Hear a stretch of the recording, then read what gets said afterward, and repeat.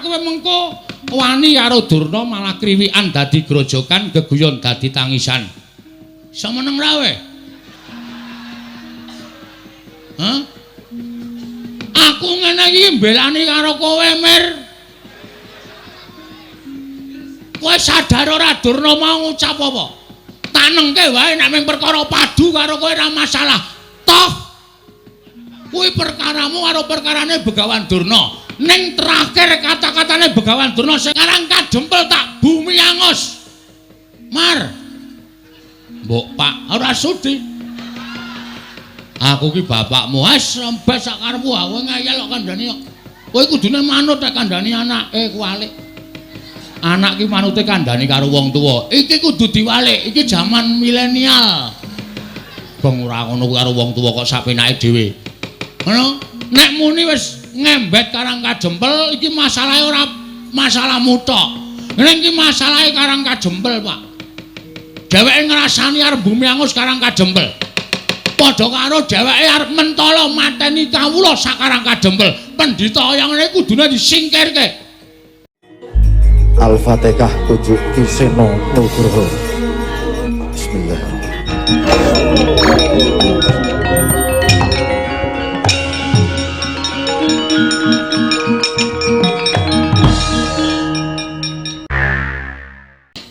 Gong, ngaturke sembah le. Hah? Ngaturke sembah. Sapa? Penemban Durna. Penemban Durna. Konding. Penemban Durna kula ngaturaken sembah pangabekti kula kunjo nggih Penemban. Oh iya Bagong, heeh. Kowe nang endi iki? Wonten mriki. Mboten patosa ketingal. Oh iya ora apa-apa sembah kowe ngabekti karo Begawan Durna wis nyenengake ati. Tak tampa ngaturake sembah. Pangestuku tampan ana ya Bagong. Nggih. Kula pundi nggo jimat paripen dayanana ing kasantosan. Heeh. Mbah Putri mboten nderek. Ora ning omah wae. Wah, mbok kapan-kapan iku serimbit. Begawan Durna kali Mbah Putri. Nek kira-kira isin ya nganggo andong. Mbok sik apik gong nek omong ki ora. Nglarani ati senengane. Kula niku nek mboten gojek karo sampeyan niku rasane cemplang e. Oh iya tak tampa. Ning ora ndek niat ngina karo aku kok mboten. Sampeyan pendhita kula mung batur kok. Prayogakaken lenggahipun nggih Penemban. Oh iya wis ora kurang kepenak. Ajeng ngunjuk napa? Lho. Apa kowe kuat nyuga Begawan Durna? Walah padake cah tipis. Ngersake napa riki niki wonten menapa-napa wonten teh? Napa kopi? Napa wedang uwuh? Wedang uwuh kuwi sing aku urung ngicipi. Nggih sik tak nyapu sik. Lho, kok dadak nyapu nglumpukke uwuh sik. Wah, jengkolmu mlacat ora. Wis sanane. Nggih, matur nuwun. Teh mawon nggih. Ah, wis teh ya apik. 7.000. Wo, didol ro Bagong. Nek kopi 8.000 sendok anu gulane 2 sendok e. Ha iya kok didol. Wis ora ngombe wis, rasa ngombe wis. Ngelak-ngelakan ya ben. Oh, nggih pun nek mboten ngunjuk. Penemban. Rawuh enten Karang Kadempel wonten wigatos menapa kula ngabdipun Semar Cemadung dawuh. Iki ngene ya Semar. Prantaku nang Karang Kadempel kuwi sejatine siji. Kowe ngerti ya yen to dina samengko iki negara Ngastina kawulane padha nungsang puyang numbuk bentus padha nggudel bingung disababake wis ana sesasi iki negara Ngastina kuwi ketaman Welaing Jawata, ketaman Pegebluk. Monggo akeh sangganing para kawula ing esuk lara sore tekaning pati, sore lara esuk ketiwasan. Nalika semono aku manekung marang kersaning Gusti mergo aku tinangisan dening anak Prabu Duryudana supaya iso gawe padang kana negara Ngastina. Tumuli aku manjing ana ing sanggar pasemeden suci. Aku ngenengake cipta.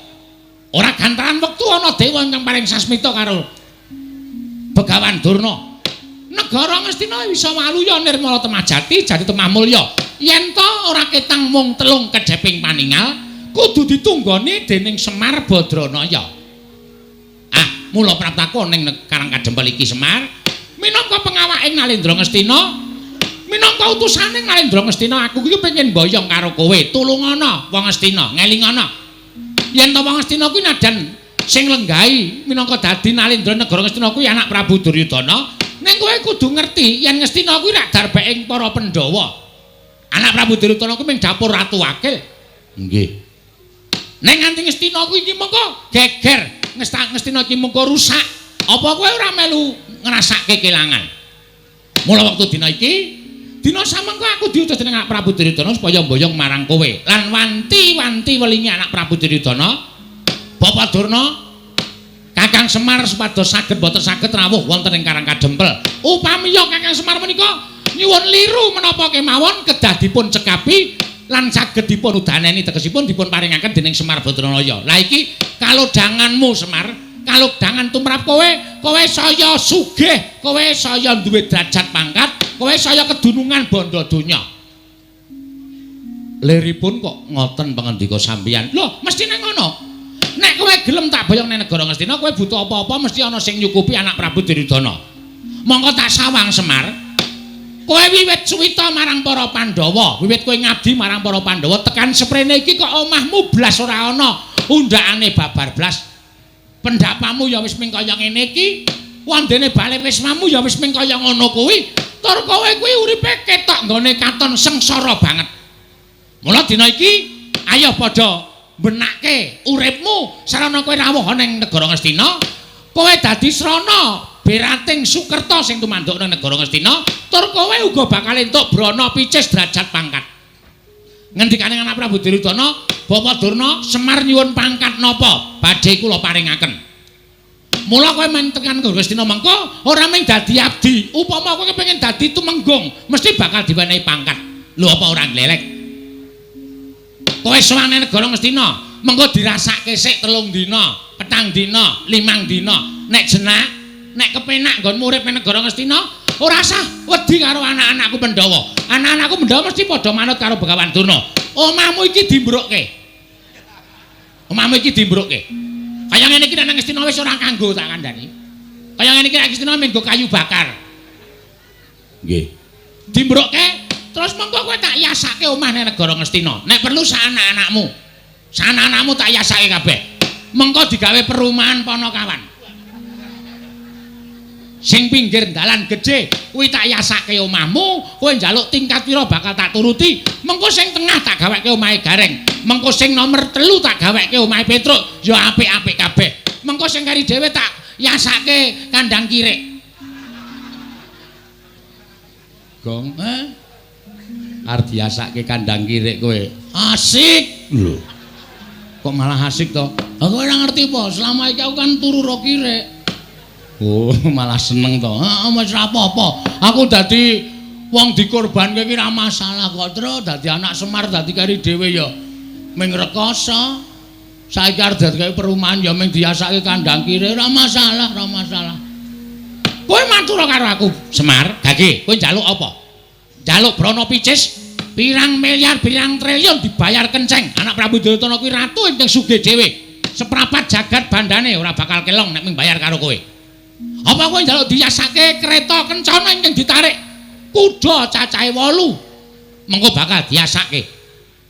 Waton kowe gelem menyang negara Ngastina ora kitamu sedhela merga iki dadi kewajibaning Begawan Durna.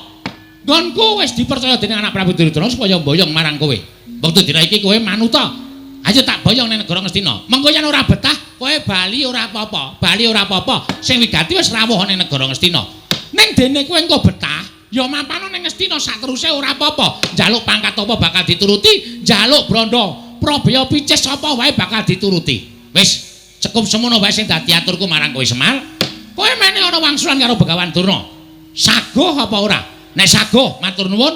Dene ora, perkarane apa, dasarmu apa, aku tak ngerti. Nggih.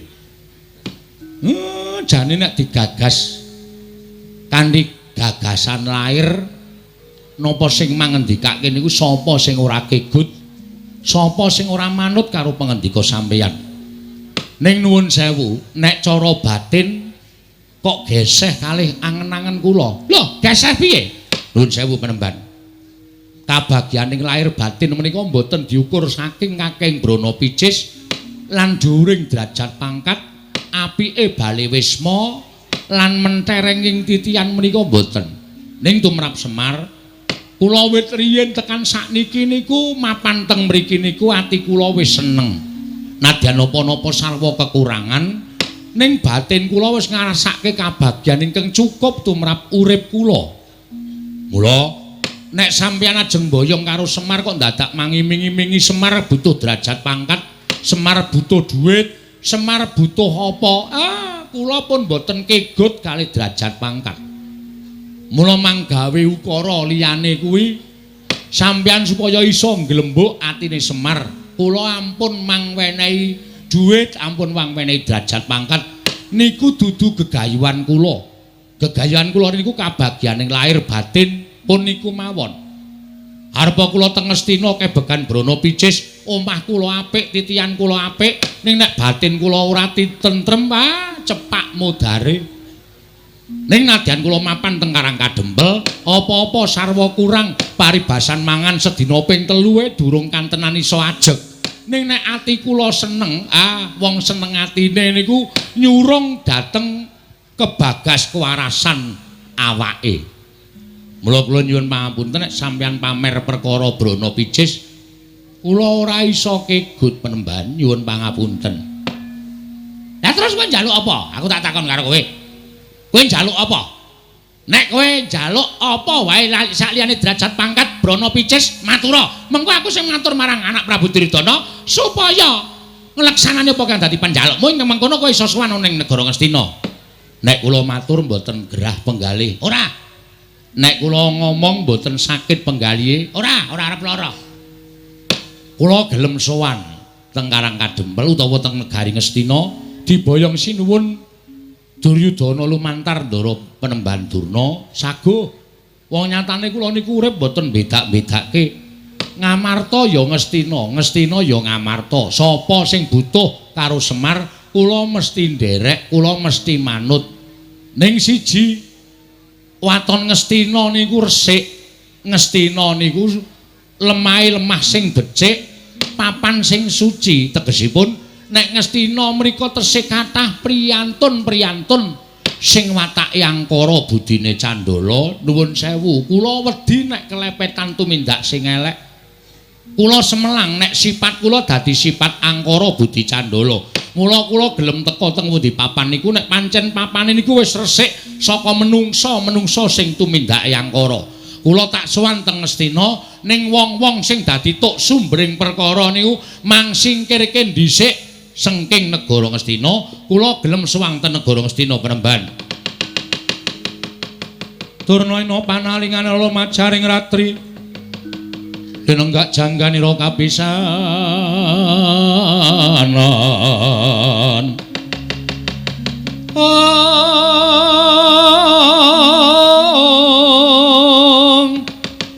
Aneng prang Bratayuda mastaka kabuncang mungging wana. Mastaka kabuncang mungging wana ing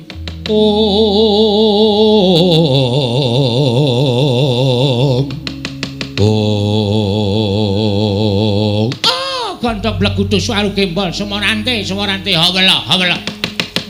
Ketoke omonganmu ki seklimah. Ketoke omonganmu ki mung sithik ning janjane nyocok ning ati Semar. Kowe ngandhake yen to kowe gelem sowan negara Ngastina, yen to Ngastina kuwi kelangan wong-wong sing watak angkara budi Candala. Ora sandadak nganggo tembung kaya ngono.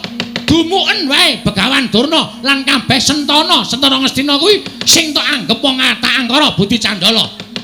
Semar Badranaya. Apa rumasamu kowe iki derajate padha karo Begawan Durna? Kowe iki derajate men batur gedibal 17. Kowe iki meng wong kere, kowe iki meng wong elek, kowe iki meng ponokawan. Lah kok kowe drangap-drangap ucapmu? Wani ngucap sapenake dhewe. Yen ngono cetha banget, ketok banget nggonmu kepengin nyingkirke wong-wong Ngastina kaya ta Durna, Sengkuni lan sak piturute supaya lunga saka negara Ngastina.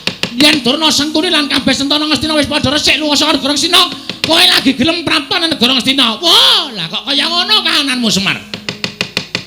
Yen pancen kaya mengkono tegese kowe ngiyas karo Begawan Durna, kowe ngilani karo Begawan Durna. Yen nganti aku ora kelakon boyong marang kowe, Apa kelakon aku sowan nang istane anak Prabu Duryudana bakal dinukanan dening anak Prabu Ngastina. Semar, saiki ngene, ora sakekan gunung tanpa guna. Wase kowe gelem apa ora? Kula gelem ning syarate niku mau. Syarate niku wau nek sampeyan iso ngudaneni kula tak sowan teng negara Ngastina, mboten sah kangge napa-napa. Ora usah dipethuk, ora usah didabyang, ora usah ditandu. Kula tak mlaku saking Karangkadempel tekan negara Ngastina. Ning nggih niku wau. Ngastina kudu resik saka wong-wong sing angkara murka, wong-wong sing tumindake candala budine angkara.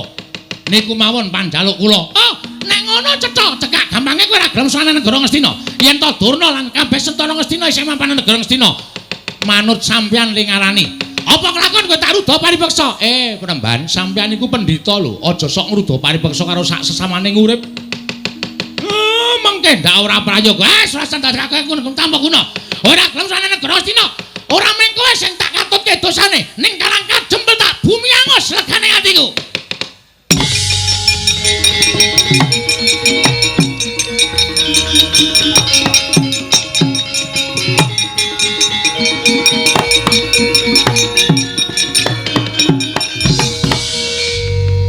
Bagong kowe arep ngopo? Saka mburi kok sandalmu tok uncalke. Terus kowe maju mengarep eneng apa? Aja gawe perkara. Arepa Begawan Durna nesu, wong nesu kuwi aja dimungsuhi nganggo kanepson. Akal kuwi aja dimungsuhi nganggo akal ning nggunakake akal. Nek kowe mengko wani karo Durna malah kriwikan dadi grojokan, geguyon dadi tangisan. Semeneng ra we? Aku ngene iki mbelani karo kowe, Mir. Kowe sadar ora Durna mau ngucap apa? Tak nengke wae nek mung perkara padu karo kowe ora masalah. Toh kuwi perkaramu karo perkarane Begawan Durna. Ning terakhir kata-katane Begawan Durna sing Karangkadempel tak bumi angus. Mar. Mbok Pak, ora sudi. Aku ki bapakmu, wis rembes sak karepmu, kowe ngayal kok kandhani kok. Kowe kudune manut nek kandhani anake kuwalik. Anak ki manute kandhani karo wong tuwa. Iki kudu diwalik, iki jaman milenial. Bang ora ngono karo wong tuwa kok sapenake dhewe. Ngono, nek muni wis ngembet Karangkadempel iki masalahe ora masalahmu tok.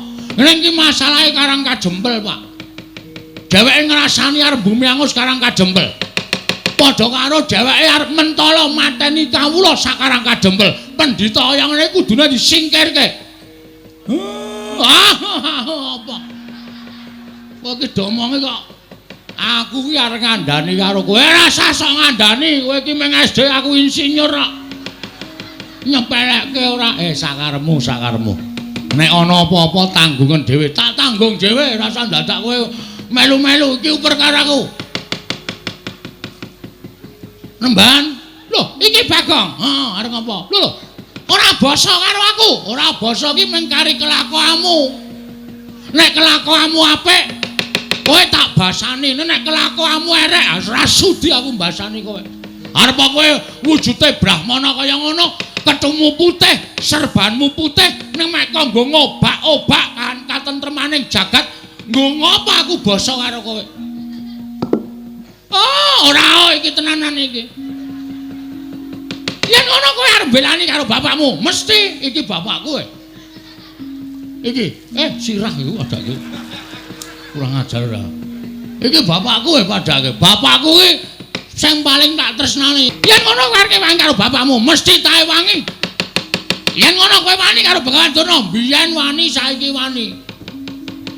Ucapmu kuwi lho mbah sing kudu ditata.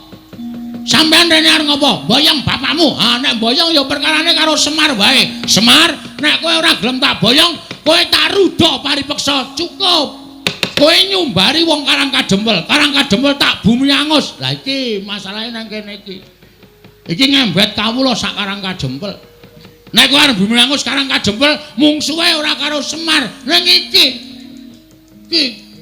Ketua Pemuda Karangkadempel. Ling lantik cek kapan ora mangkat kok. Oh iya, Pak. Ketua Pemuda. Mula sapa sing arep ngobah-obah katentremaning Karang Kajembel? Aku sing ora trima. Nek kowe arep meksa karo Semar dipeksa, monggo. Nek kowe muni tak bumi angus Karang Kajembel, aku sing ora trima. Lho, nek ngono kowe wani karo Bagandra sing tak wedeni awamu. Oh, gondok bleguduk suwalu kembol Semorante, hawala. Derajate Durna kok diwanani karo Bagong. Ngendi papane wong neter katidayan? Gong, hati-hati lho, Gong. Dipikir sik, engko nek dadi geger sapa sing arep ngewangi karo kowe. Ngendi papane wong Bantayuda? Ayo dijajal. Durna apa Bagong sing tekane pati? Ah! Lho nek ngono kowe wani karo Bagandra, wani metu njaba ayo. Kowe karo aku, apa sapa sing tekane pati? Ah, metu njaba lan tututi Begawan Durna.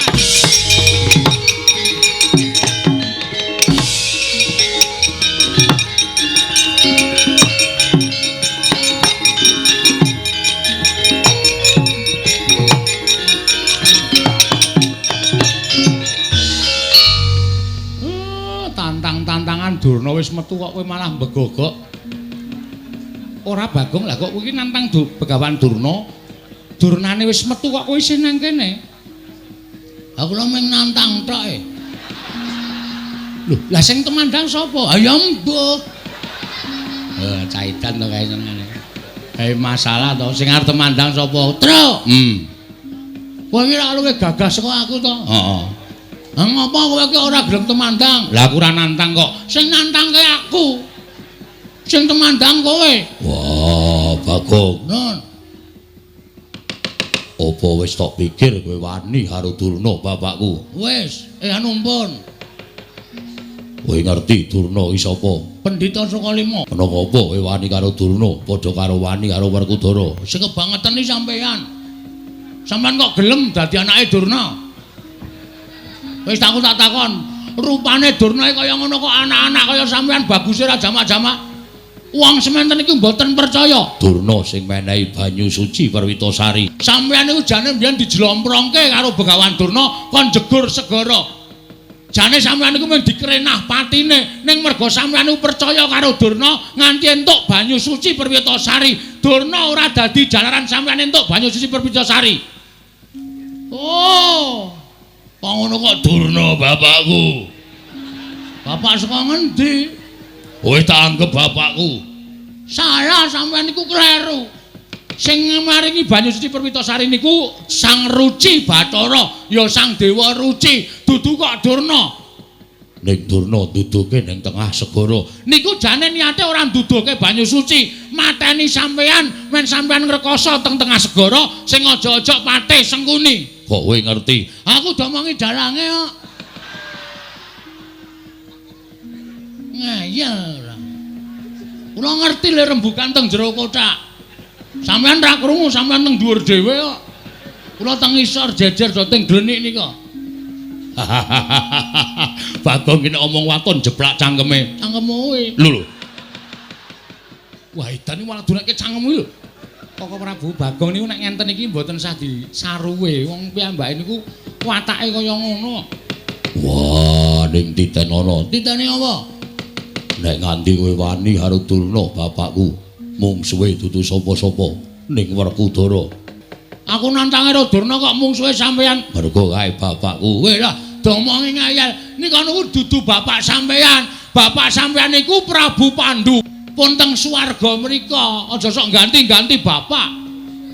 Apa Dewi Kunti gelem jodoke Durna? Wah, cangkemmu. Mrene gecek ndasmu modar. Gong, wis Gong. Dadi masalah lho. Wong kok arep menange dhewe. Anggere kalah kata-kata kok rene gecek. Apa kowe? Aku ya kalah nek digecek ya, Tru. Aku mung cilik kono gedhe kok. Coba aku iso gedhe. Gecek genti. Wah, caidan edan wae wis ngerti lagi ngerti iki Bagong edan. Bagong edan wis suwe. Ampun jajal gedhe, Gong. Engko sik yaene. Anggere esuk kae gedhe dhewe aku. Oh iya. Ampun Den, niki anak kula. Tur nek kula gagas nggih Durna niku ya kleru. Sampeyan ampun belani wong kleru. Ah, kandhani mir. Sapenake dhewe ora. Apa-apa aku arep diklerokke. Nek mboyong Semar, mboyong ora apa-apa, ning nek sampean minangka dadi putra bumi Karangkajempel, lahir teng Karangkajempel, nek ana wong ngrasani Karangkajempel tak bumi angus, sapa sing ora merkitik? Niki bumi wutah getih kowe arep dienggo macem-macem. Werkudara, apa? Tak pikir-pikir bener Bagong. Yen kowe mbelani Durna tegese kowe kleru, arep kuwi gurumu. Ning Durna pancen luput ngene ngucapake. Nggone bakal gawe bumi angus Karangkajempel. Sapa sing ora merkitik yen to dilairake ning Karangkajempel, urip ning Karangkajempel, seger ngombe banyu Karangkajempel, wareg mangan wulu wetu Karangkajempel. Kok bumi kelairane arep di bumi angus karo wong liya kuwi tegese wong sing ora merkitik atine, ora lara atine, tegese ora tresna karo bumi kelairane. Wah, rungokke kowe. Oh, apa-apa kok Durna bapakku arep tak belani. Mbok Ndara Janaka wae ora ngendika apa-apa kok. Padahal Ndara Janaka diparingi pusaka karo Durna pirang-pirang. Nggih to, Den? Iya. Sampeyan diparingi ali-ali ampal nggih to? Iya. Ora nesu kok kono mung entuk banyu suci Perwitasari wae. Sapa wani Durna tak idak? Konjur arep gleleng. Mbok didak njajal. Aku didak Semar nesu ya, Pak ya. Mbuh. Lho. Wis iki ora ana sing komplot babar blas iki. Aku ki jenan tenan, Truk. Ya ora apa-apa ya. Kowe marahi kok rumangsane. Den, napa sing dikandhake anak kula niku bener.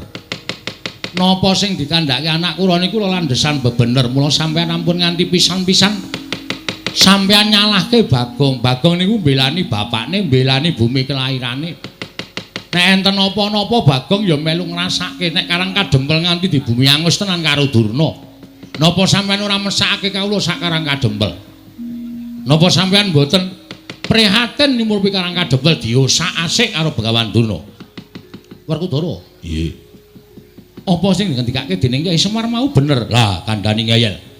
Apa sing dikandhake karo Kakang Semar mau bener? Mula aja tok belani karo Durna. Wah, yo. Ya piye? Ya wis, aku manut.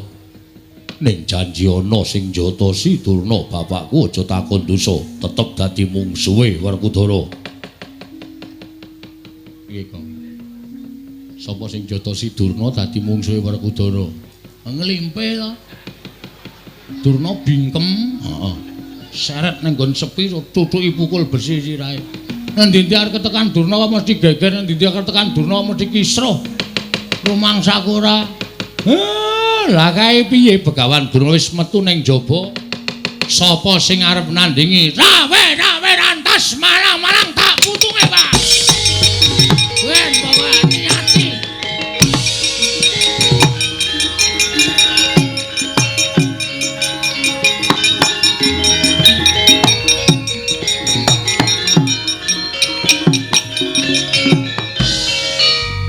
Cah katok tenan.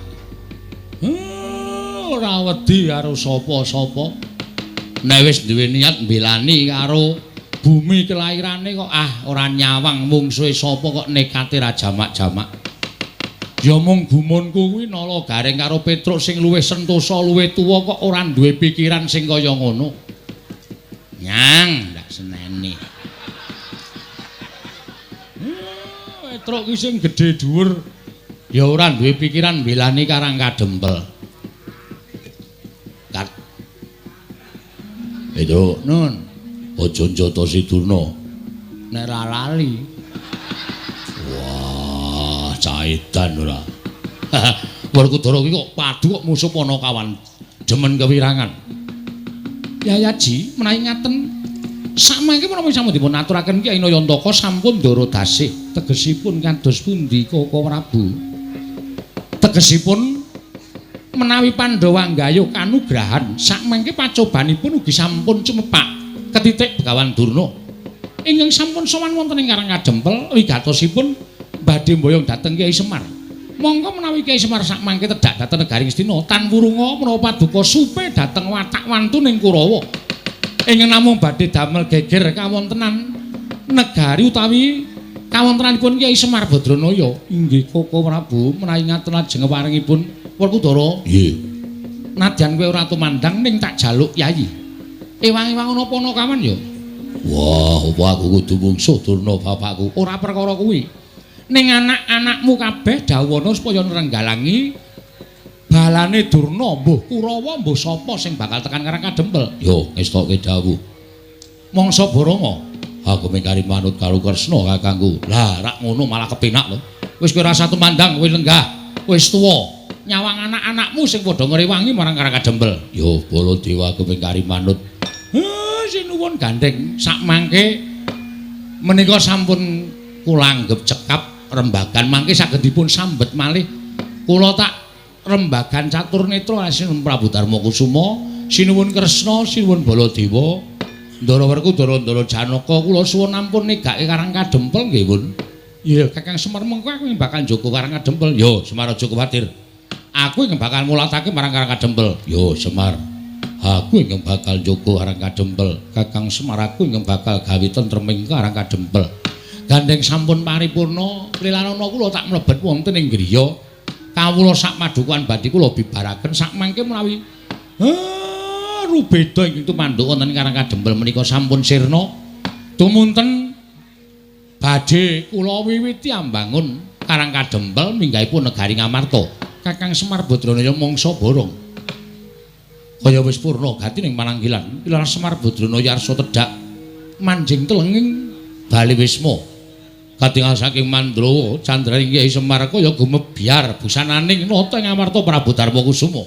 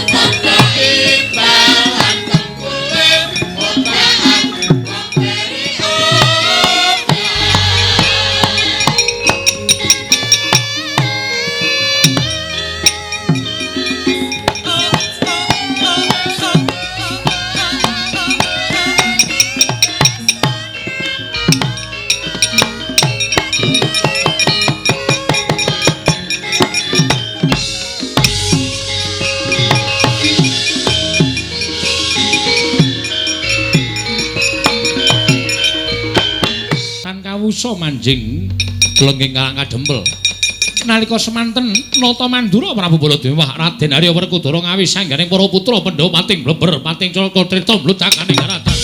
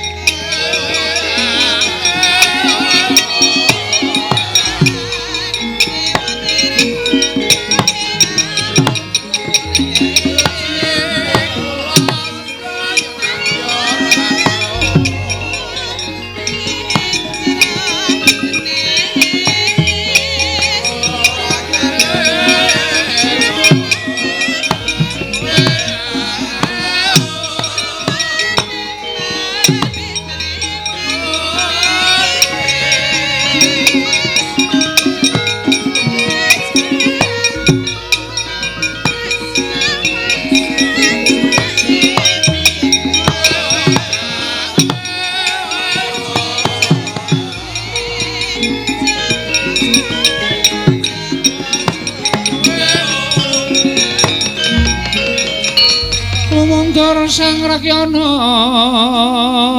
Patih undanging Prawadya Bala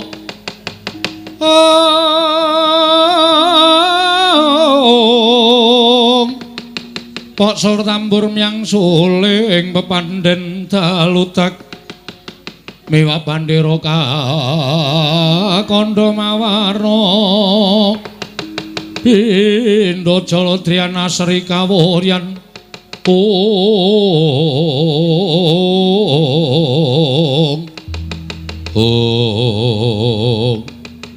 Koko Prabu ingkang putra ngrayipun Setyaki kula Cemadung dawuh Koko Prabu ingkang putra pun Gatotkaca Cemadung dawuh Wanadyan putra pun Antarja Cemadung dawuh Pakde ana dawuh apa Bapak eneng dawuh apa kok ngawe sangganing para putra-putra kabeh Setyaki wonten timbalan ing dawuh Gatotkaca wonten timbalan Antarja wonten timbalan ing dawuh Antasena piye Pakde Wektu dina iki pancen aku kawan bapakmu ngumpulake sangganing para putra sebab ngerti dhewe yen to para Pandhawa sawetara wektu mapan ana ing Karang Kadempel wigatine nedya mbangun negara Ngamarta ya Karang Kadempel durung nganti kelakon nggone miwiti ambangun babak anglayoni jujul anusuli wonten pitados menapa Kanjeng Koko Prabu Setyaki wonten timbalan rawuhing Begawan Durna ingkang bakal mboyong Semar Badranaya pokoke ora tak jlentrehke ingkang kanthi cetha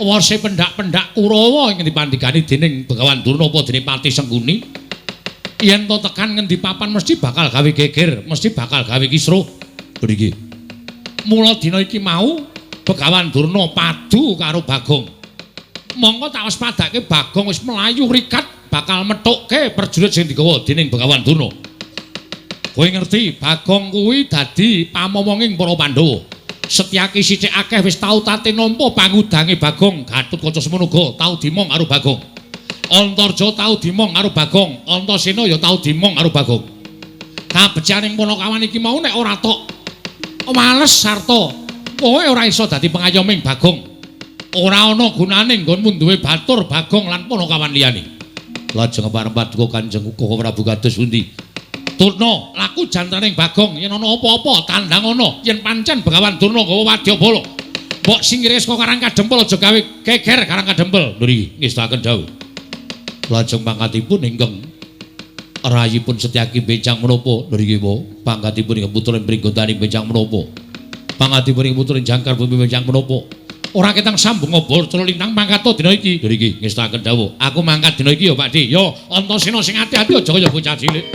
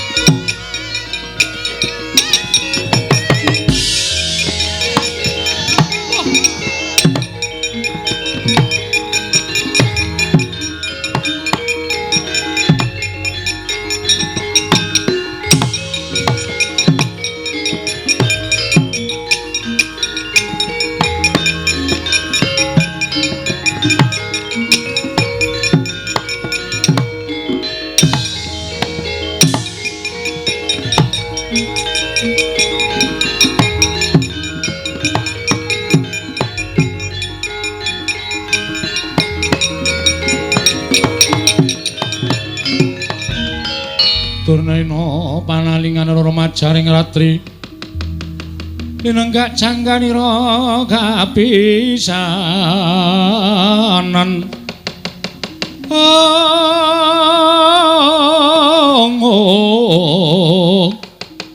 aneng prang Bratayuda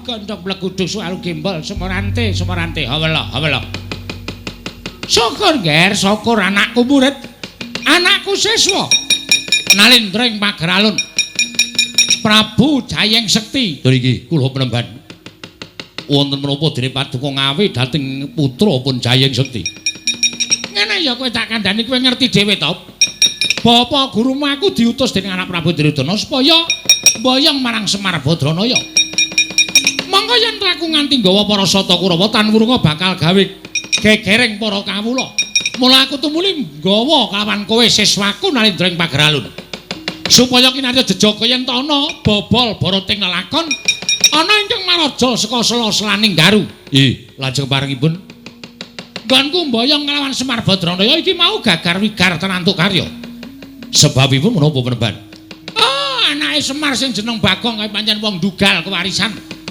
pancen wong sak kepenake dhewe wani nantang karo Begawan Durna wani ngelok-elokke ala karo Begawan Durna nganti kewetu sumbarku marang Bagong yen pancen Bagong iso ngalahke marang Begawan Durna aku mundur sapadya balaku ning yen Bagong kalah karo Begawan Durna aku mboyong Semar Badranaya wah kemewat ingkang nami Bagong menika piyantunipun kados menapa kowe urung tau ngerti nek kowe ngerti mesti ora bakal kowe ngira yen to Bagong wani karo Begawan Durna pewujudanipun kados menapa wis ora usah dadak tok gagas wujudane ora kaya menungsa lumrah nanging pancen winong wong dening dewane mula Jayeng Sekti wonten timbalan wadya balamu ketapke parang paduka ora usah dadak gagas perkara sing werna-werna wong Karang Kadempel sapa sing ngepalangi nggonku bakal mboyong marang Semar sirnakno yen perlu Karang Kadempel di bumi angus mekaten penemban menawi kula mekaten kula nyuwun pangestu nyendikani menapa ing dados dawuhipun Bapak Durna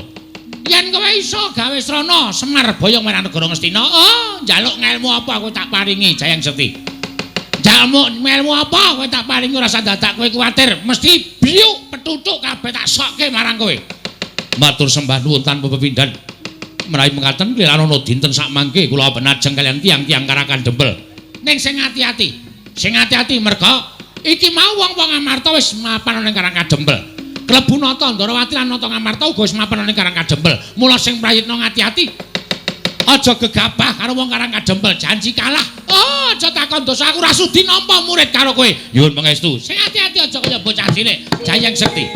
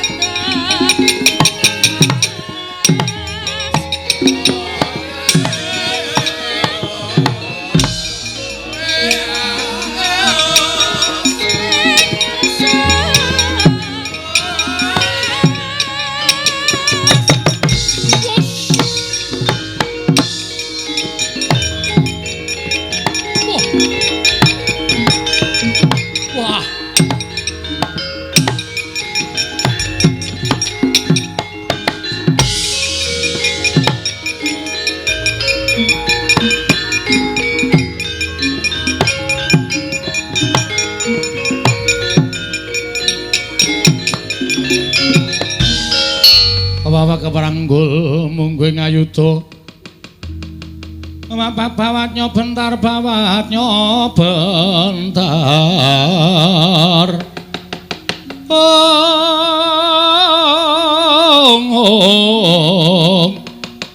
Kepapang nyemung ngaloga.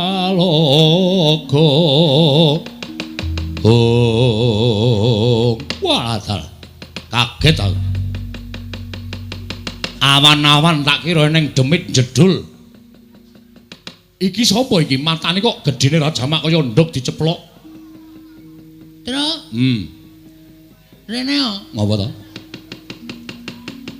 Jebul Durna ora nggawa Kurawa, Tru. Sajake iki murite Durna. Durna ya ora mung kok nggawa Kurawa, nek ora nggawa Kurawa mesti nggawa murite. Wah, lah kok iki kok awake keker kaya ngene. Ha terus? Piye iki sapa sing arep mungsuh iki? Lah kowe maju nomor 1 iki ngopo? Tak kira Kurawa. Kurawa wae ana sing tak incim. Sapa? Citraksi. Lah ora Citraksi ya Durmagati sing nganteng-nganteng. Ha iki kok wah wis tatone gambar jangkar nggon lengen. Gentro iki to. Yes, men. Nek wani-wani nek ora rasa wani, men ditandangi karo para putra-putra Pandhawa. Nek nganti aku mundur isin. Ha. Wis men tak lakonane, Tru. Mun nek kalah, Wong menang wong perang hitunge ming loro, menang apa kalah? Menang kondang, kalah wis modar ya tak lakonane. anakmu cilik-cilik lho, Gong. Kowe iki ora ngisru-ngisrui pikiran to. Cilik ya men. Ana mbokne kok. Bapakne mati ra sik nyusoni mbokne. Lah iya ning apa ora mesake sing ragat sapa? Ha kowe iki padene ngopo? Nek aku mati kok kan tanggungan gula mentah anakku. Nek kowe mati aku ndek tanggungan gula mentah anakmu. Ngono kuwi tegese gotong royong antarane anake Semar malah. Wis tenang ora usah pedhi, ora usah mikir tak lakonane. Urip ya ming doyak-oyak mendring kowe kok. Mbok ya wis anggere esuk 2000, awan 2000. Borose ora jamak-jamak. Saking dene kowe kok Gong. Lah pitene nek wong ra duwe aku cidhuke tak kredit kok. Men cidhuke kok dikredit. Ora iki sapa kok dememeng wae sapa kowe? Takoni ora ngaku malah omong-omongan karo kancane. Takon ya aku. Yo, dasar Paranyata. Putra Njodipati, Gong. Rasane aneh. Iki ngedapke mungsuh. Ngedonke mungsuh ngene iki. Ah Putra Njodipati arep Antasena. Ndara Antasena ana, nek nganti konangan malah kowe diajar Ndara Antasena. Eneng apa? Ya eneng. Antarja. Antarja ya ana. Gatotkaca ya eneng. Aku dudu Putra Njodipati. Lho. Iki molak-malik iki piye? Senopati Ndarawati. Ndara Sencaki ya ana. Alah sing ora ana sapa? Aku Putra Madukara. Wah nek anak Madukara ki pirang-pirang. Ndara Abimanyu ora? Ora ana. Oke, tak ngaku lho. Satria ing Tanjung Anom Raden Abimanyu. Wah. Abimanyu. Aku wis tau ngerti nadyan liwat gambar. Abimanyu iki dapure ora kaya kowe. Aduh, ya wis ganti. Jeneng kok gonta-ganti ora, Deng, aku bature. Aku Bagong. Ah, iki sing kandhake Begawan Durna mau. Durna muni piye? Jarene nggone bakal mboyong karo Semar Badranaya di wangsuli karo anake Semar sing ragil jenenge Bagong. Wah, kowe to Bagong. Dasar keparata. Piye gleleng ora? Iki Bagong. Sing mburi sapa? Iki kakangku, Petruk. Kakangku meneh cilik jenenge Gareng. Telu kuwi ra iso disangga entek. Kowe sapa? Aku keseting Sang Prabu Jayeng Sekti saka ing Pagralun. Lho, Jayeng Sekti iki saka meneh, Truk? Mbuh. Mesti seswane Durna kuwi. Heeh, mestine. Kowe anak buahe Jayeng Sekti. Yo, dasar Paranyata. Jenengmu sapa? Sumbang Surajigja. Wah, cah pelit lho. Cah pelit piye? Sumbang Surajigja ora nyumbang ora apa-apa. Duapure Bagong ora. Areng apa kowe? Goleki sing jeneng Bagong sing wani nantang karo Begawan Durna. Kowe mepalangi Begawan Durna ngene mboyong karo Semar Badranaya. Apa wis kandel kulitmu wis atos balungmu? Ya urung, aku urung atos. Balungku urung kandel kulitmu. Sing penting wong gelut ki hitungane mung wani kok, Mas. Aku wani, kowe wani, rampung ngono rasa dadak ngetes atos balungku apa kulit-kulitku rasah kesuwen.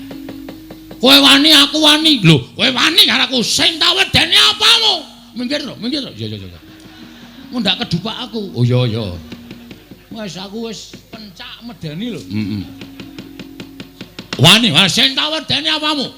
Ora minggat saka aku. Kramasi epek-epek. Sik, aku esuk mau wis kramas. Lho, tegese kramasi epek-epek iki? Tak kramasi sirahmu, tak nggo gateng sirahmu. Weh lah, penyakit ke Sumbang Surasiksa.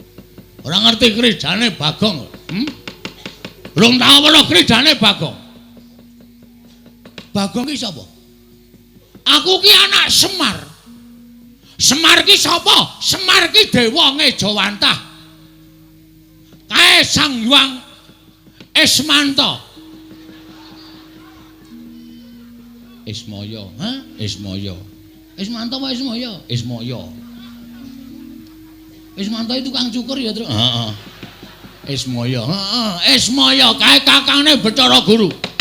Semar ki menehi aku Aji Jaya Kawijayan tinatah mendhat Jinala Menter. Ning Semar weling karo Bagong. Kowe tak newehi kekuatan tak nehi Aji Jaya Kawijayan gong ning aja tok nggo sewiyah-wiyah. Nggonen nek dalam waktu kamu memang apa kowe berhak menggunakan utawa kepepet. Ha iki masalahe bengi iki aku wis kepepet. Lho, sum sapa? Jenengmu sapa? Sumbang Surasiksa. Kon ngundang sapa nek ora sum? Ya wis sakaremu. Aku kepepet. Kowe nantang karo Bagong sawangan iki epek-epekku iki. Lho, epek-epekmu ngopo? Iki nek nganti engko malih abang, tak tebake diadamu ora jemblong tekan geger, aja diundang Bagong. Aku ra wedi. Aduh. Cilaka iki. Ngapusi ora sukses iki. Apa anggapmu aku wedi karo tanganmu? Aku ora wedi. Ayo cobanen. Matno sastra Jenderal Fakultas Jaya ora bakal tak tinggal loncat. Maju sejang ae. Untamke nyawamu marang kayanganing Bathara Yama Dipati.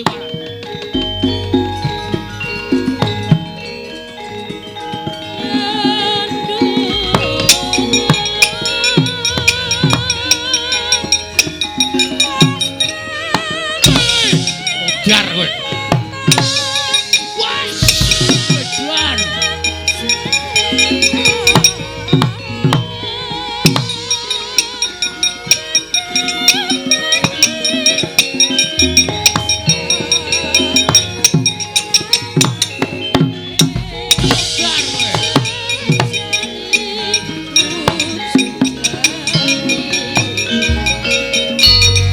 Wis gong, aja dipisah.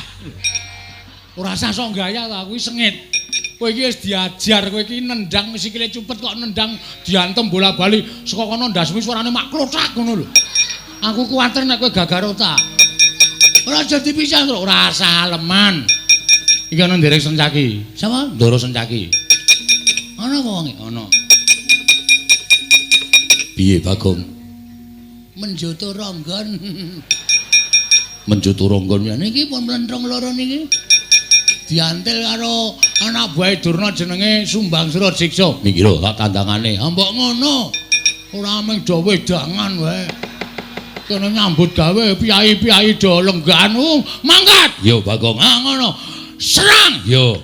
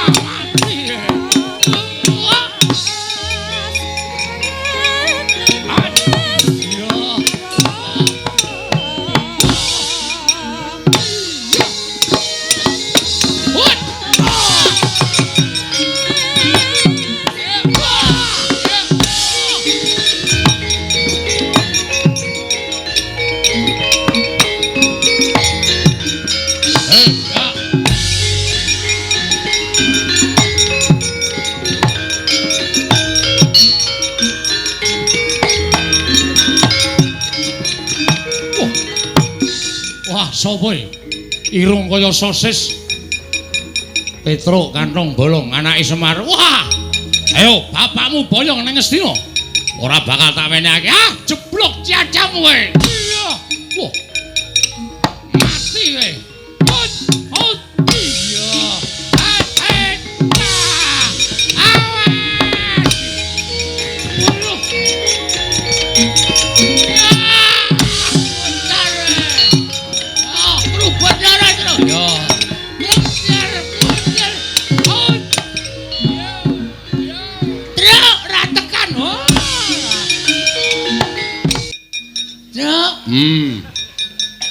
Bayar urung kowe.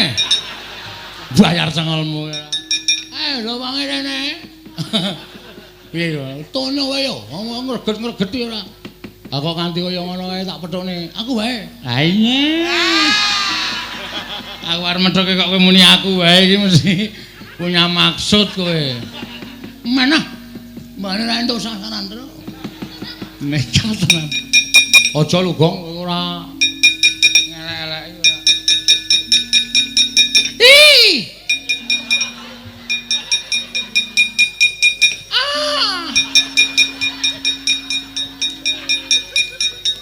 Piye, Gong? Karo rupaku gila wae ya. Tak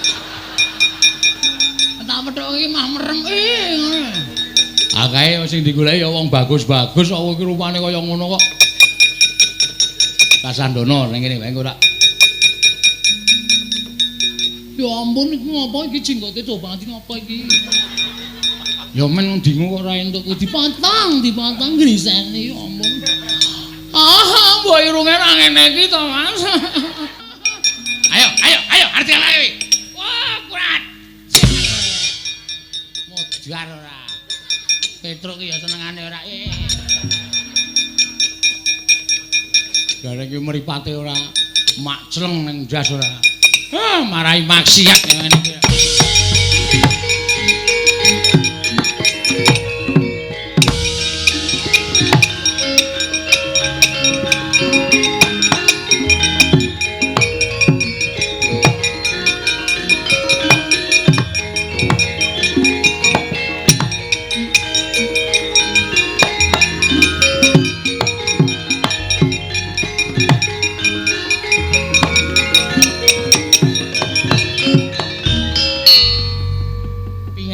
Sukini. Mbah. Kok sajake kagel. Mbah. Sinuwun kados pundi kawontenan menika sinuwun kula sumangga.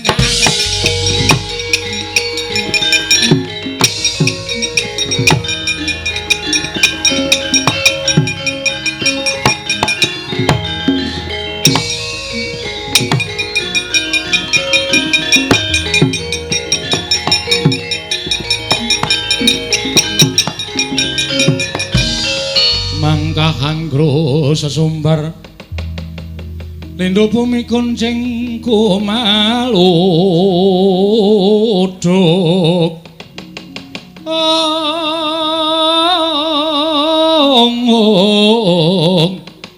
kumaluduk guntur ketup lumembak penyu kang kumambang prajurit padha piyaos sak landhean. Wah, wangune wong Karang Kadempel ora kena disangga enteng. Konangan Prabu Jayeng Sekti ora padha kukut genderane aja tuntang nata pagelaran barat.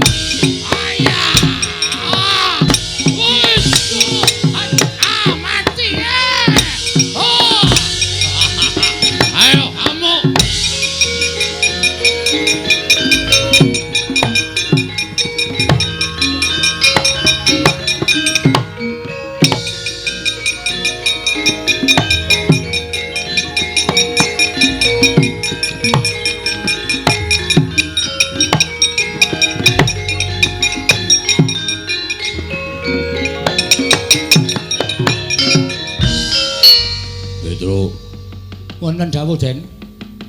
Anak-anakku do bubar. Gatotkaca ndelik neng Mega Nurja ambles bumi Setyaki mlayu golek papan pendelikan. Eneng apa? Sing maju murite Begawan Durna. Jenenge kula mboten ngerti. Ning ingkang rayi Ndara Setyaki dipun cokot dipun getak kontal. Ndara Garukaca dipun cokot dipun getak kontal. Pripun Den iki nek mboten wonten sing kepalangi krijane murite Durna niya. Napa ya kelakon kula kelangan Bapak Trnandara? Wah.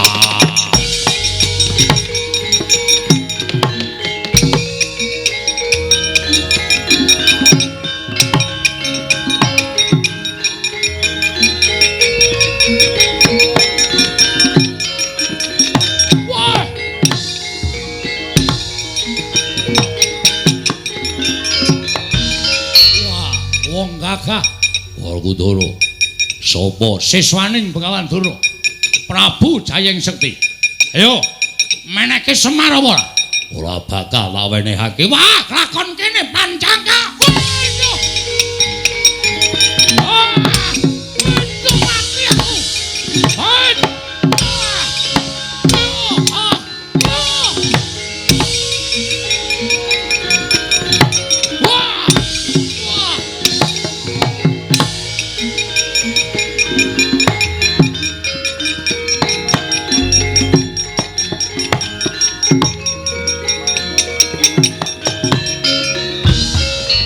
Maning jajaran Sukertaning Bawana wangina karo Prabu Jayeng Sekti. Ora minggat saka arep aku tiban panah Kyai Candra Wirayang. Ya Kyai stop kontak. Ora kakon mati dereng aku derajat apa.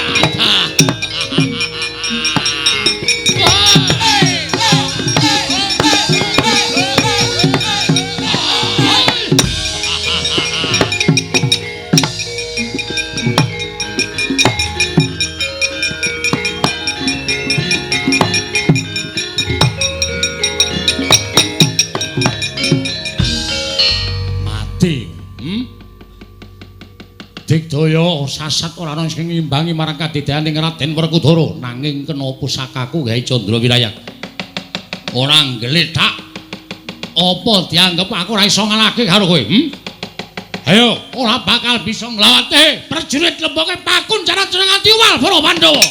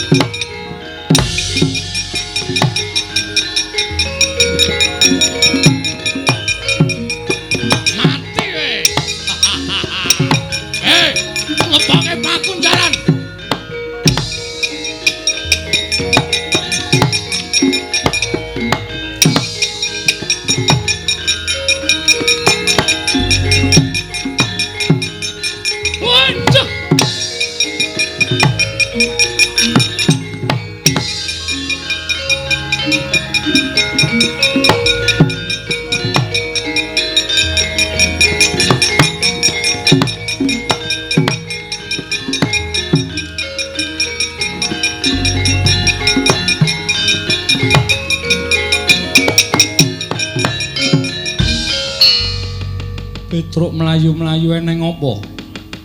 Ngaturaken griwasan Ndara. Nek kula matur napa Ndara mboten kejot penggalipun mboten kaget. Kowe arep matur apa Petruk? Katon gugup.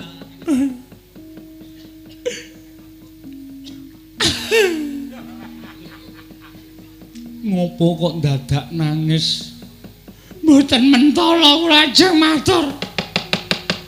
Nalika semanten para putra Pandhawa sami kenjang kapracondang mergi mengsaipun muridipun Begawan Durna nami Prabu Jayeng Sekti. Dadi cokoti. Monggo ranggo lombok ya. Dadi cokoti do ndelik. Terus sing maju Ndara Werkudara. Kare Ndara Janaka maju. Mboten kena jebur. Siswane Durna niku ampun tenan, Den. Kula sawang saka katebian Ndara karo Werkudara Ndara Janaka dilepasi pusaka. Saniki mboten ngerti temputi papan dunungipun tasih sugih napa sampun seda, Ndara.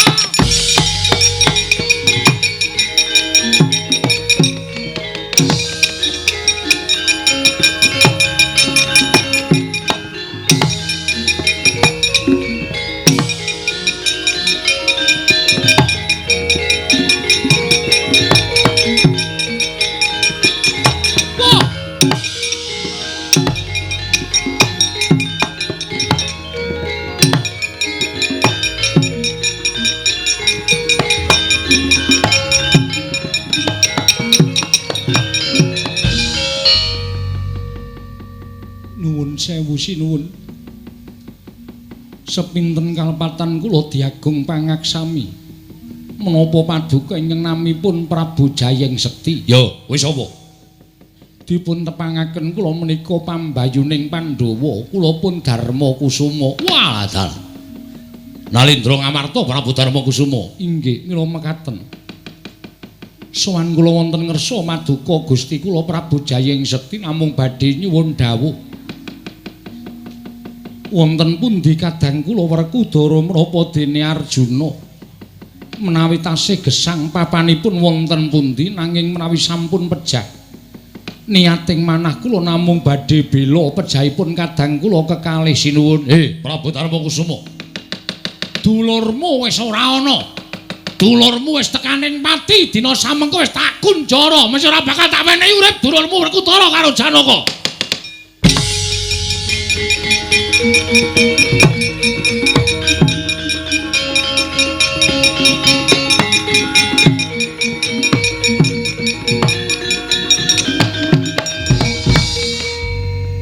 Gusti kula sesemban kula ngaturaken panuwun ingkang tanpa pepindhan dene paduka ingkang sampun saged nyuwargakaken dhateng Arjuna menapa dene Werkudara. Mbok menawi sampun pinesti dhateng purbaning Wang Mahanasa sampun cekap semanten tulisipun kadang kula kekalih anggenipun gesang wonten ing Malam Padang. Malah sak mangke sampun ngantos kadang kula kewala ingkang dipun sampurnakaken. Mugi keparenging galih kula badhe nderek nyuwun tulung dhateng paduka sinuwun Prabu Jayeng Sekti keparenga amurba masesa dhateng gesang kula. Sampun boten wonten ginanipun kula gesang wonten ing Madyapada bebasan sarah mungguing lautan. Wastra lungset ing sampiran menawi kadang kula kekalih sampun boten saged kinukup gesangipun sinuwun. Kula nyuwun dipun sampurnakaken. Wah, candhak pakunjaran papanmu Puntadewa. Wah.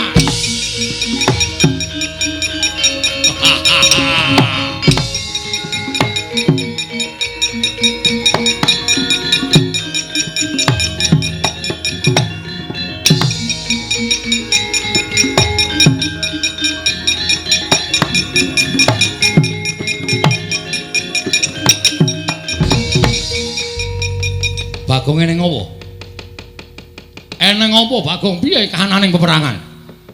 Wis niki kurang-kurang bedane sampean kelangan bapak. Lho.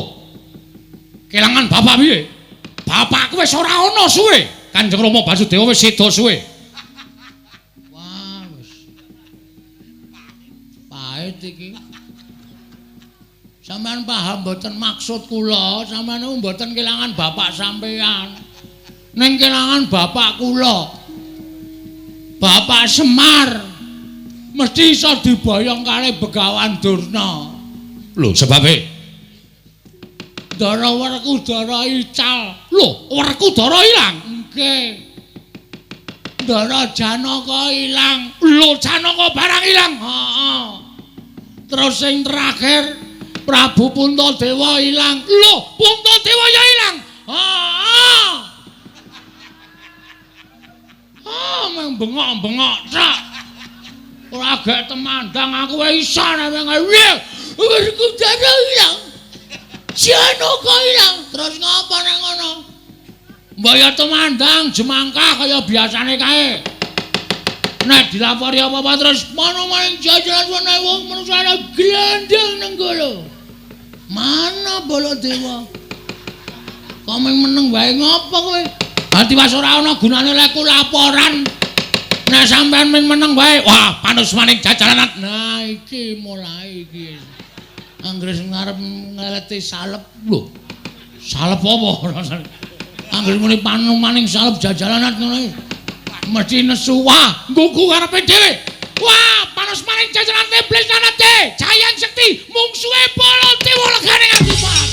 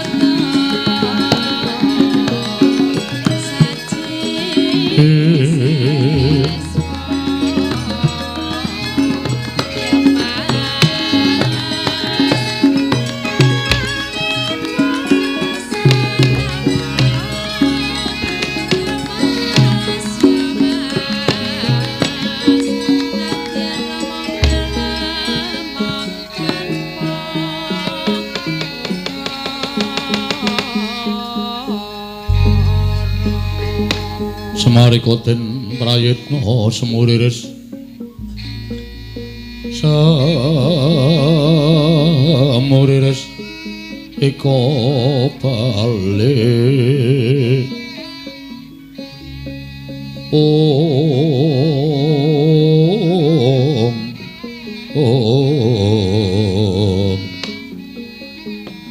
Mastu Nama Sidam Sekaring Bawana Langgeng Ismaya Suwantan poti nimbalan ana ing ngarsa ulun ana parigawe apa Semar nuwun pangapunten Bu Kulun malah kraos aneh panjenengan paring pangandikan ana parigawe apa Semar panjenengan menika nuwun sewu sampun malika mobah musik ing titah nadyan manahipun para titah kemawon panjenengan priksa. Lah kok malah sampeyan dangu kalian kula wonten paridamel menapa? Semar. Kula wonten dawuh. Ya yen pancen kaya mengkono, ulun bakal nyocokake apa ingkang dadi sedya kita jumbuh lawan atinira punapi mboya. Nggih. Nggih monggo Bu Kulun. Kita sowan ning ngarsa ulun, sayekti mung kepengin mutah lawan panjenengan ulun. Nggone para Pandhawa bakal ambangun negara Ngamarta ya karang kadempel dina samengko pikantuk pacobaning Jawata wujuding nalindra ingkang dibya Surasekti kalintang jayaning merak nganti para Pandhawa kapikut dening mungsuh. Ya apa ora Semar? Nggih. Sabanjur apa kang dadi niat kita mung kepengin mutah kelawan para dewa. Utamane kelawan panjenengan ulun. Kita ora nrimakake dene pacoban ing tumanduk marang para Pandhawa mau sayekti abot. Semar, sumurupa. Gegayuhaning Pandhawa nggone bakal mbangun Karang Kadempel apa dene negara Ngamarta kuwi sayekti pakaryan ingkang gedhe. Sabab gawe tentreming kawula sarta gawe bungaing para kawula urip ing sarwa kepenak kuwi panjangkaning para Pandhawa. Mula ora jenengane lamun pacobane ya kudu sak traju, sak bobot kelawan apa ingkang didami-damake dening Pandhawa. Nanging kita aja kuwatir.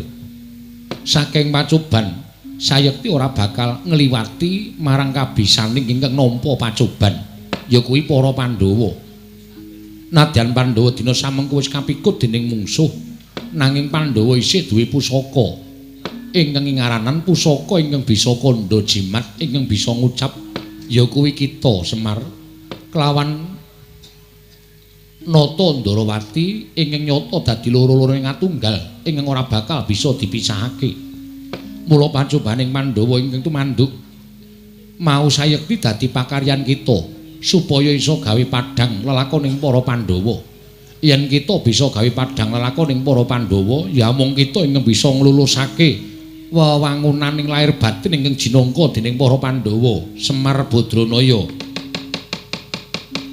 Semareka den prayatna samuriris eka balik titiyani gandayani trisanya purnama sasi gilar-gilaraning tengah latar milang lintang Bima Sekti ing mekaten Bulun ya. Mula kang sangka kuwi kita aja wedi kangelan. Rampungna pakaryan jagat. Sirnakna angkara murka ingkang pengawak Nalindra ingkang minangka dadi pacobaning para Pandhawa. Lamun kita bisa mbingkas angkara murka sayekti bakal lulus raharja gegayuhaning para Pandhawa. Paringana lilan. Kula mandhap wonten ing jagat. Lelampahan menika badhe kula adepi kula mboten ajeng mutah lan suwun Sanghyang Asih Prana. Iya, kuwi luwih prayoga Semar. Mareka den prayatna semuriris.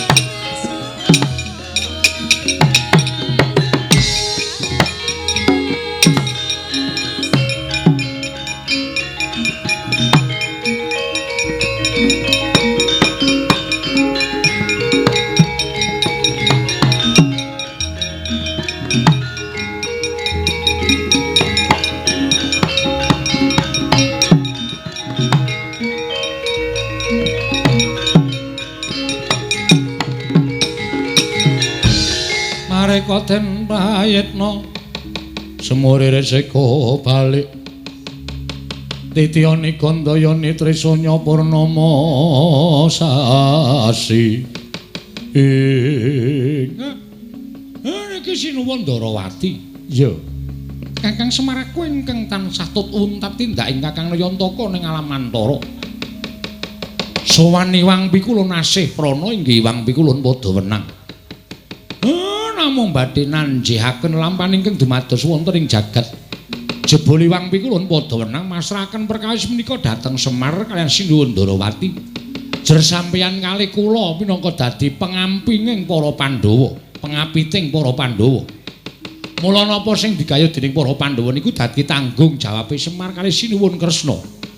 Sak banjure iki Kakang Semar, awi dipadosi teng pundi dunungipun momongan kula para Pandhawa Ndara. Iya, ayo Kakang Semar tak derekake.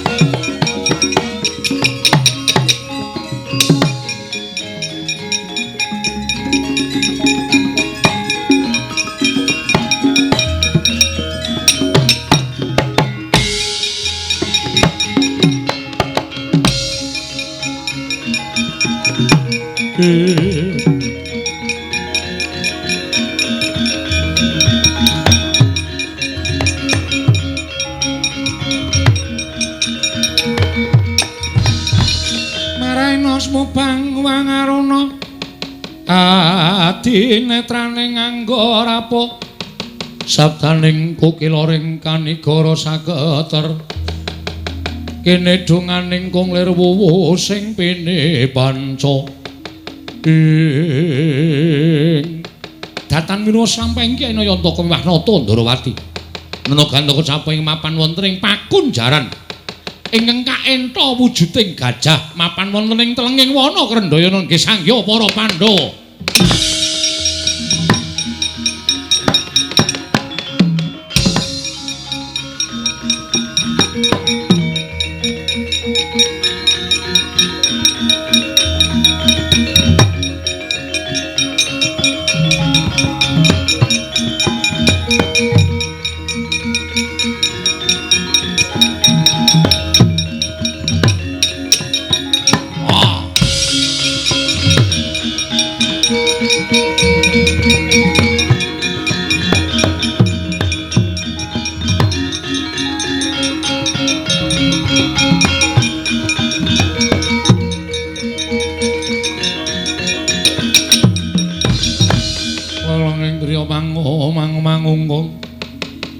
Mangungkung ganduan rimang lirlena tanpa kanen. Ladal. Nolo garing wonten dawuh ten.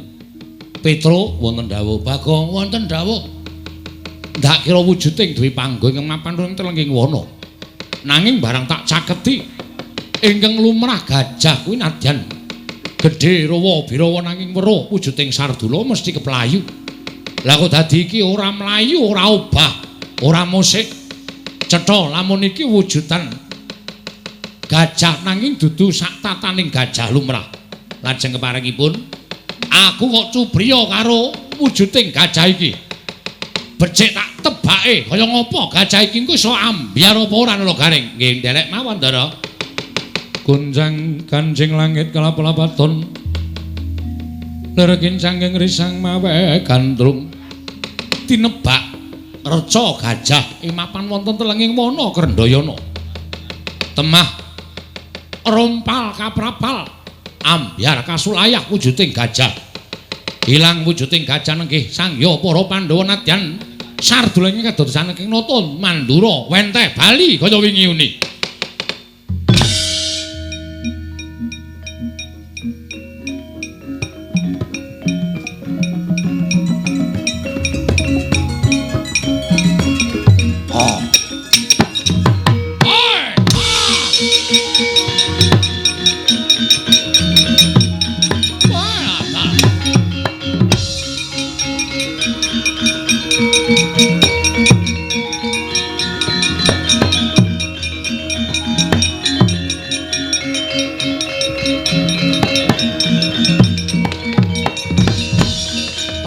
Bala Pandhawa mbiyuk gumulung mangung siring sata Kurawa Kambau nggih. Waduh Yayi ngaturaken panuwun ing tanpa pepindhan dene sarana kula mecah pakunjaran reca gajah Pandhawa timbul sampun wangsul kados wingi uni. Koko Prabu kula ngaturaken panuwun ingkang tanpa pepindhan. Baladewa aku ngaturke panuwun. Koko Prabu kula ngaturaken panuwun. Syukur mangayi baik Jogedi Jumuruk. Menawi ngaten monggo. Yayi itu kula derekaken kondur wonten ing Karang Kadempel menapa dene negari Ngamarta.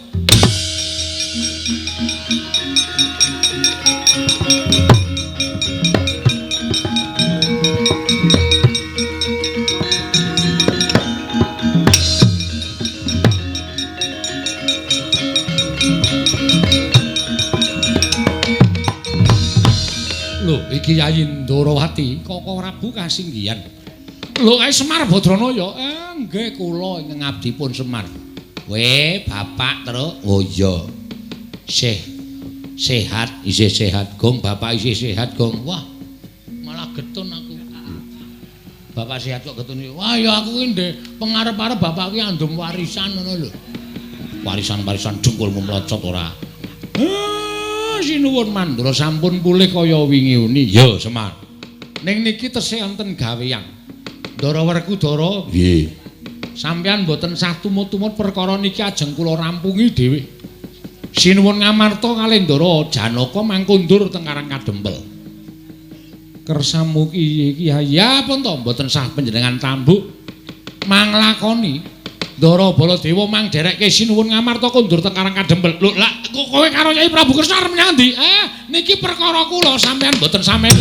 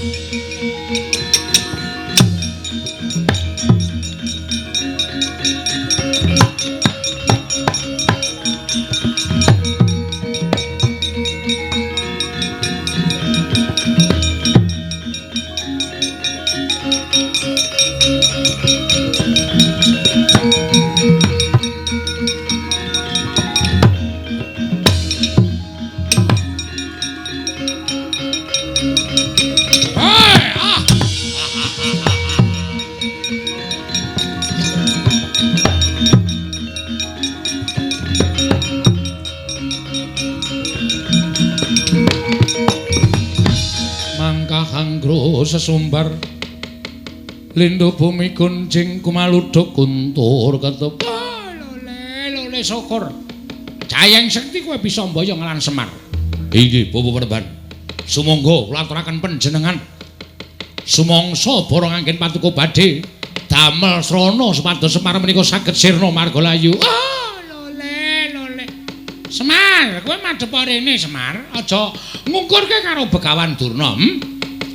Waktu dina samangka pancen niatku mboyong karo kowe ning kowe aja lara atimu ya Semar.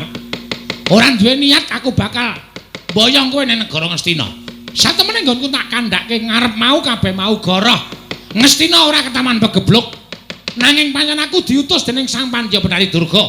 Bakal wuwuh kekuwataning Begawan Durna. Lan besok Panjabedari Durga apa dene kabeh sak wadya balane bakal mbantu Kurawa yen to istumapak perang gedhe Bratayuda Jaya Binangun. Kabeh iki mau kersaning anak Prabu Duryudana. Kowe aja lara atimu ya Semar. Dina semengko kepeksa kowe engkang bakal nglunasi nyawamu Semar Bathara.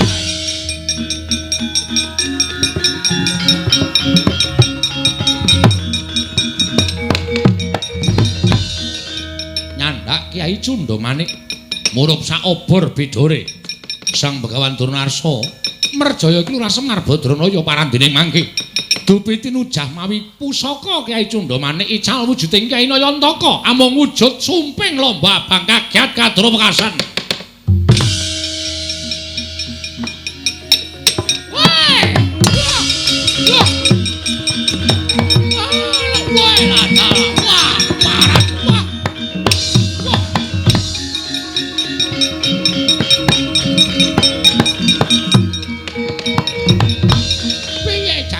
Kowe iki tak kongkon supaya mboyong Semar bareng Semar tak tujang nganggo Kyai Cundamanik lah kok ical wujulang wujude Semar. Mung wujud lomba abang kaya ngene iki anggap aku ki tukang pecel napa piye? Aku terus diani lomba iki anggap aku tak kon ngulek ngono apa piye? Wah, keparat wong-wong Bedhawa.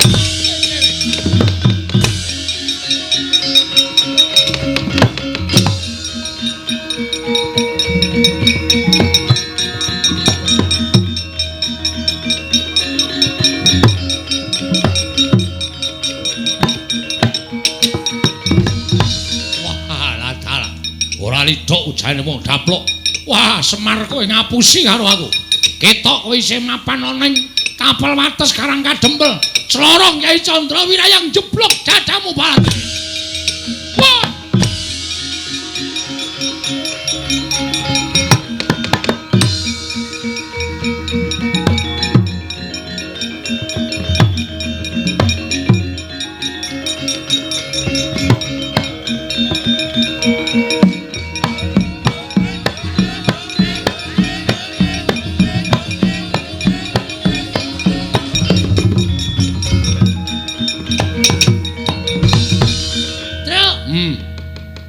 Gleleng tenan, Truk. Gleleng piye? Wah, kowe ora ngerti kok kowe. Kowe anggere yane mesti merem soalé. Wong arang yo kesel ngantuk kaya. Wah, wis ngene lho. Heeh. Iki pusaka iki ampuh banget kuwi. Pucuke kaya catut. Ha iya. Iki mesti sing duwe mesti buka bengkel. Ora kuwi. Sing duwe Sinuwun Prabu Jayeng Sekti sing ngalahke Ndara-ndara Pandhawa. Hah, pusaka iki mau maclora tenan ta? Semar tangane ngene lho. Ini iki. Heeh. Terus obah tak gendung tak gendung. Iki pusakane iki ya iso mak tak gendung dangdung.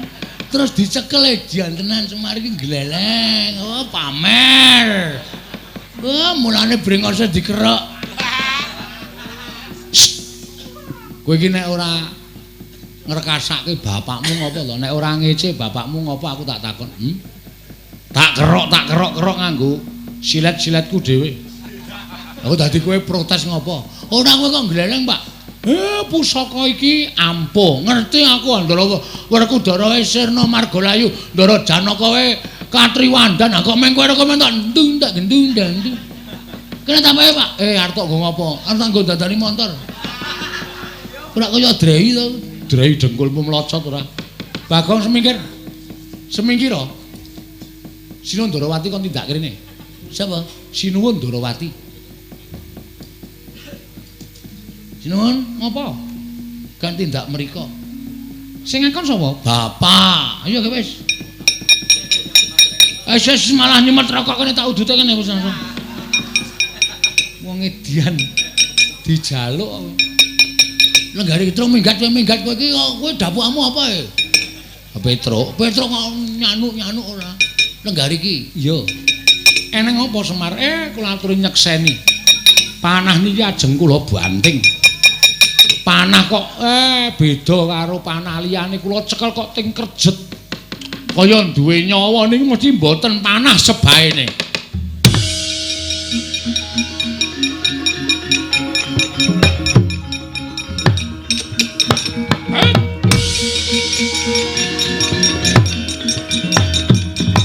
Woi.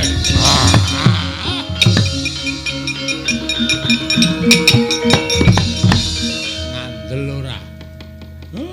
Mula kok ampuhe kegila-gila. Ora pangling Bathara Kala iki. Ya, aku Kala Semar. Aku njaluk pangan wong Sukerta. Pandhawa 5 dadi panganku, entuk ora entuk tak tadah kala mangsa legane.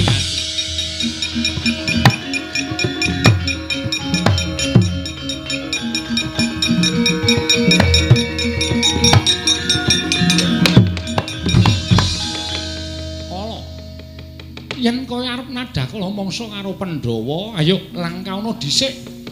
Langkauna dhisik batanging nata Ndarawati. Oh, Kresna kekuatanmu sepira? Kowe wani karo Bathara Kala kelakon dadi sen-sening wadukku. Kowe aja nyawang marang nata Ndarawati. Nanging pirang-pirang puluh taun kepungkur yen perlu puluhan abad kepungkur kowe tau tate tak telukake. Nalika aku mbarang ana ing suwijining karang pradesan aku madeg dalang kowe kelingan ora kangaran dalang Kandha Buwana iki panjakku Kyai Panjak Asem Sore kowe mbiyen ngoyak-oyak wong nganti wong mau njaluk pengayomaning Kyai Dalang Kandha Buwana kowe sumpah karo aku ora bakal ganggu wong Sukerta nalika tak waca tulising awakmu wis saka bebathuk nganti jempol sikil kowe isih kelingan ora? Yen ora isih kelingan apa perlu tak baleni caraka balik. Wah, matek aku.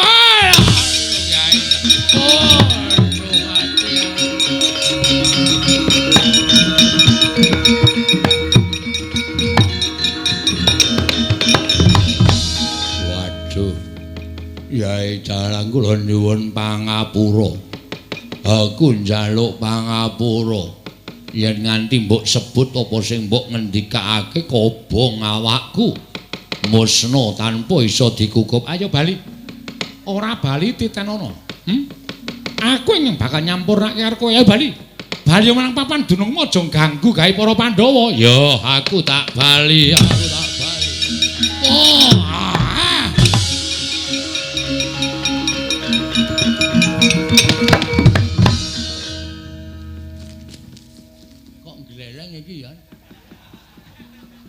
Semar ya ampuh sinuwun Ndarawati ya peng-pengan.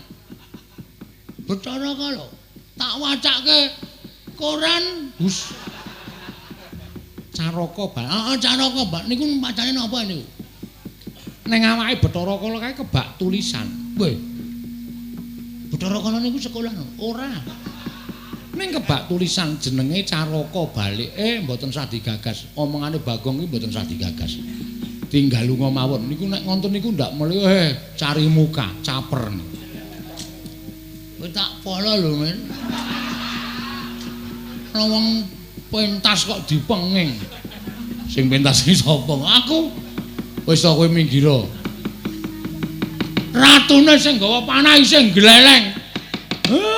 Ratune mungsuhe aku. Wah, jan Semar meneh, jan wis.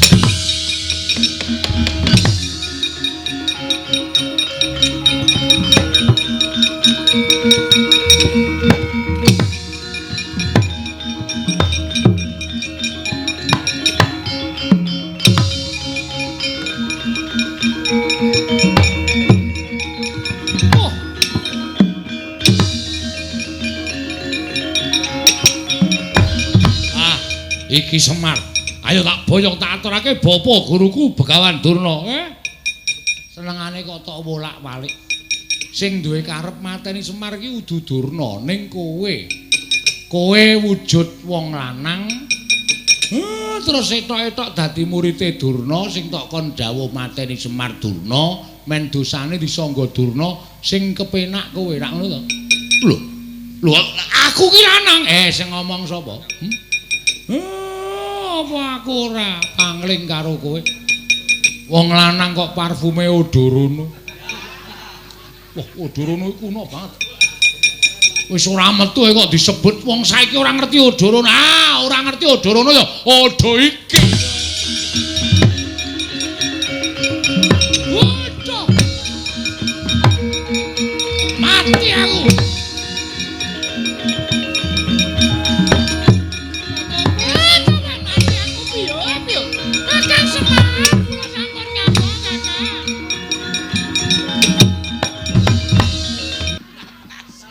Mengkis-mengkis men modar ya men ngomong tuwa kok pokale kaya kono iki ngapa.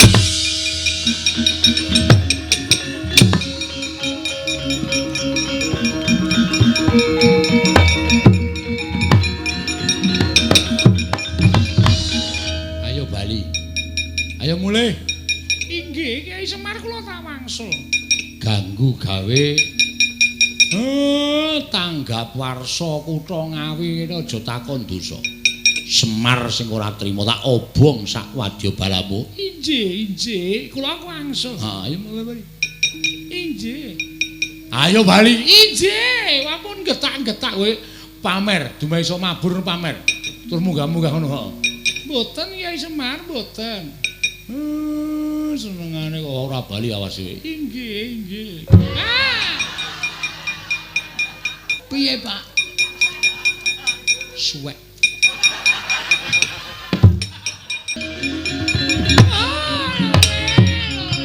Maluk kempar manyar-manyar.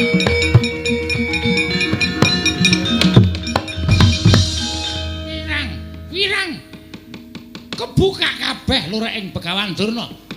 Ketok kabeh alaning Begawan Durna. Werkudara, aku bapakmu pancen ana aku isin tenan Werkudara.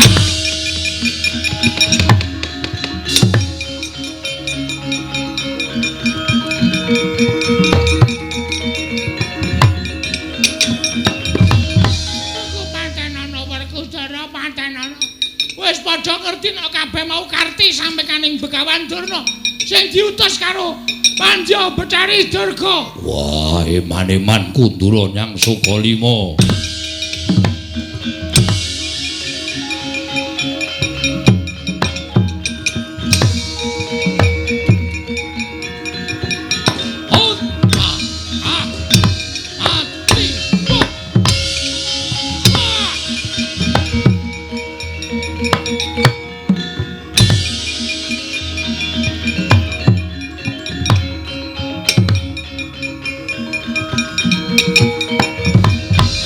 Arsa madangi jagat tumungup-mungup paneng sapucaking bukir marebak bangsu mirat keneng soroting surya mega lan gunung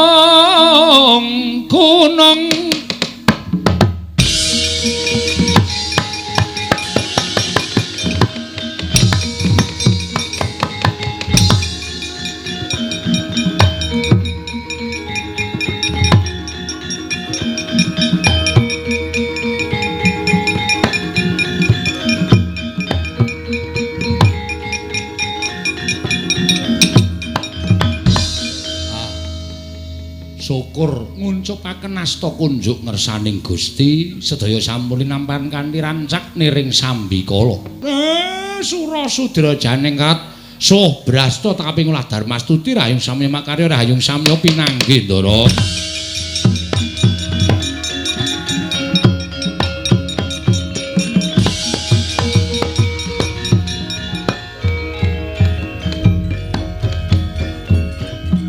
Wassalamualaikum warahmatullahi wabarakatuh.